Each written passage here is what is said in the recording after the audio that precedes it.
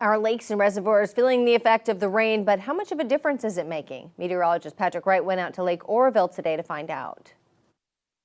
The sky is gray and the rivers and creeks that were formerly dry are now full of water. It is a nice sight to see, and we have also seen some improvements around our region's lakes.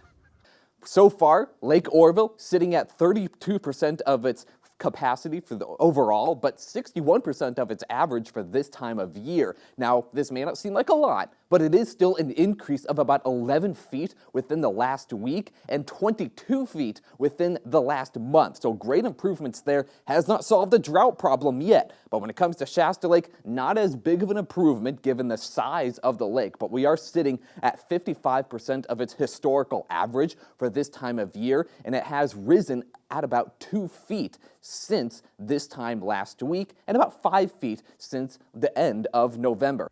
With those improvements, it is nice to see, but there is still a long way to go, especially here at Lake Oroville.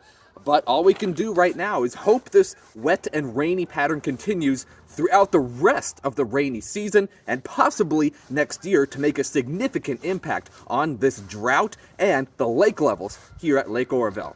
But the systems that we had previously did have AR moistures associated with them, but they were colder and associated with colder systems overall. So those snow levels were able to drop and produce significant amounts of snow. So the best weather scenario would be more storms like that one. So colder systems that tap into these heavy moisture bands and atmospheric rivers.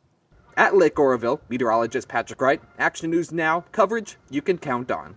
The National Weather Service says we have seen some improvements in our drought, but much of the area still sits in the extreme to severe category with little change from last week to this week.